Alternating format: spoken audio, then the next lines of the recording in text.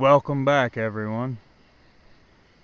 Before everyone gets back to their busy work week ahead, old dreaded Monday, I know, I thought I'd try to squeeze in one more Ohio encounter tonight.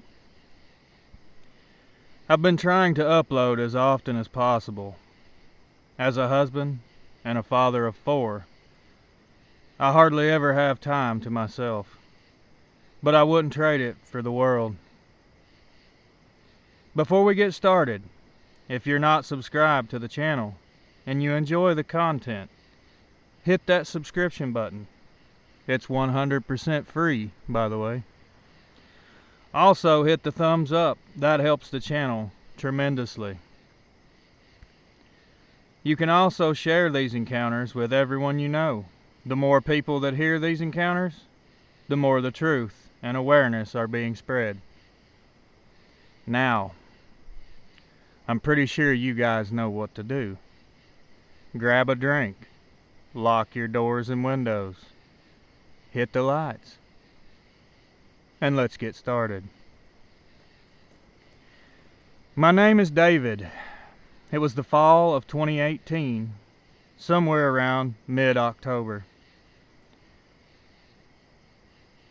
I remember it so vividly, probably because it changed everything about how I see the world. I was driving home late from work. I had just picked up some overtime, and it was close to midnight when I finally hit the road. I live in a small town in Ohio, and my commute takes me through some pretty remote areas, mostly thick woods, with hardly any houses around. This night didn't feel any different than any other night. There was a light ground cover fog, the kind that just sits there and doesn't move. I had my radio on low, trying to keep myself awake, but something had me on edge all of a sudden. And this is really weird, but at that moment, I felt like everything outside of my car just didn't exist anymore. Like I was the only person left in the entire world. I was about 20 minutes from home when I noticed something odd. There was this shape on the side of the road, just barely visible through the fog. At first, I thought it was just a deer or maybe a large dog, but as I got closer, I realized it was too big for that. It was hunched over, almost like it was digging or eating something, and whatever it wasn't concerned at all about my car approaching. I slowed down, thinking I could get a better look at it. Huge mistake.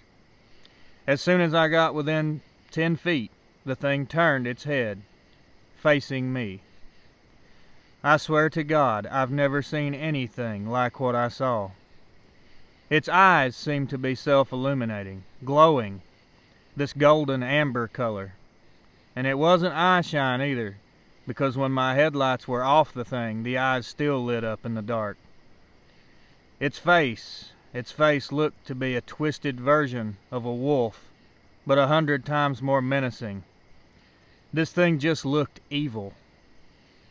The snout was longer and its teeth were so large, it looked as if it couldn't close its mouth all the way. I wanted to believe it was fake somehow, because my brain just wasn't processing what I was looking at. But I could literally see its breath.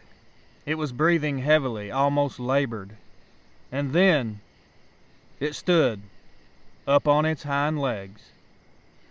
That's when I realized the true size of this creature and how tall it really was. It was easily over 7 feet, probably closer to 8. It was covered in dark black hair, not fur.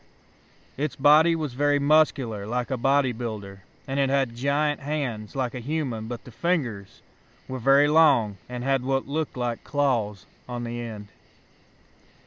I was locked in place. My brain was screaming, telling me to move, to drive, to do anything, but I couldn't take my eyes off of this thing. You know, it was like watching a car crash. You know what you're seeing is really bad, but for some reason, you just can't look away. The creature took a step toward my car, and that's all it took to snap me back to reality. I slammed the gas pedal to the floor and tore down the road. My heart felt like it was about to burst. I didn't even think about looking back until I was a few miles away. When I got home, I locked every door and every window, not like it would have helped if that thing had followed me home. I didn't sleep that night. I just sat in my living room with a shotgun across my lap, jumping at every little sound that I heard. The next morning, I called off work and drove back to that spot, thinking maybe I could convince myself that it was my imagination, or at least I could find some tracks to prove that what I saw was real. When I got there, there wasn't a trace of anything out of the ordinary. No footprints, no signs of a struggle, nothing. I've only told a handful of people about what happened, but most of them just laugh it off, saying I was tired or maybe I just saw a bear. But I know exactly what I saw. That was not a bear. That wasn't anything natural. I still drive that road, but I never work the late shift anymore. And every time I pass that stretch, I can't help but feel like something is watching me from the woods, just waiting for me to slow my car down again. That's my encounter. I'm sure some of you listening will laugh as well, just like a few people I told about this already. I don't even care anymore, honestly. I know what I saw, and I saw a dog man. No question about it. If you encounter one of these creatures, do not stare directly into their eyes. I don't know, it's weird. It's almost like they can put you in a trance-like state where you can't move or think properly. Make no mistake, whether you believe or not, you don't have to believe in them for them to be real. Remember that. Thanks for the opportunity to share my story. May God protect and watch over us all. David. Well, guys, that one's a bit shorter than usual, but it didn't take away from the horror of the story. This was a pretty terrible experience, and David, I feel for you, brother. I really do. I hope you're doing all right.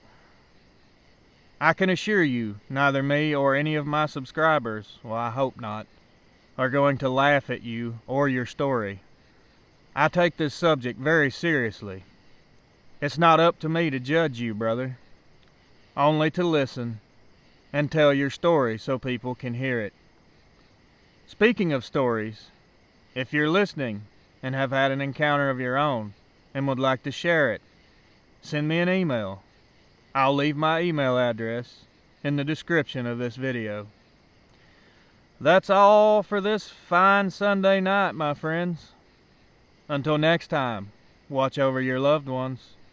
Keep your head on a swivel. And as always, good night.